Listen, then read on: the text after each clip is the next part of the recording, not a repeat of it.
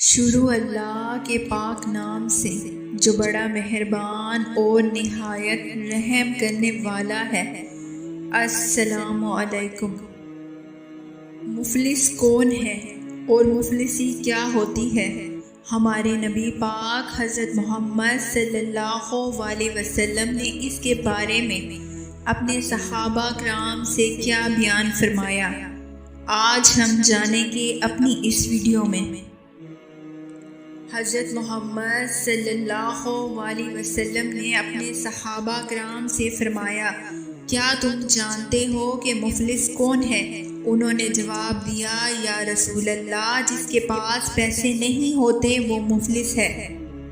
آپ صلی اللہ علیہ وسلم نے فرمایا، میری امت میں مفلس وہ شخص ہوگا جو روز قیامت میدان محشر میں اس حال میں آئے گا کہ اس کے نامہ اعمال میں نماز ہوگی، روزہ ہوگا، زکوٰۃ ہوگی اور دیگر اعمال ہوں گے۔ پھر ایک ایسا شخص آ جائے گا جسے اس نے گالی دی ہوگی، ایک ایسا شخص آ جائے گا جس پر اس نے تہمت لگائی ہوگی، ایک ایسا شخص آ جائے گا جس کا اس نے مال کھایا ہوگا، ایک ایسا شخص آئے گا جس کا اس نے خون بہا ہوگا اور اس کو مارا ہوگا، تو اس نیک شخص کی نیکیاں ان لوگوں کے نامہ اعمال میں درج کر دی جائیں گی۔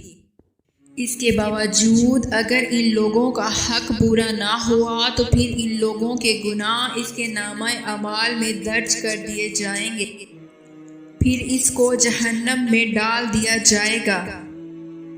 در حقیقت یہی شخص جو اپنے نیک اعمال سے خالی ہو جائے گا یہ مفلس ہے۔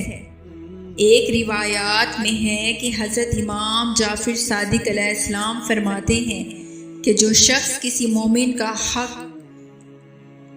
کھائے گا تو اللہ تعالیٰ اس کو میدان محشر میں 500 سال تک کھڑا رکھے گا، یہاں تک اس کا پسینہ یا خون جاری ہو جائے۔ پھر خداوند تعالیٰ کی طرف سے آواز دینے والا ندا دے گا، یہ وہ ظالم ہے جس نے خدا کے حق کو دبائے رکھا۔ امام فرماتے ہیں پھر 40 روز تک مومن اس کو ملامت کرتے رہیں گے، اس کے بعد اس کو جہنم میں ڈال دیا جائے۔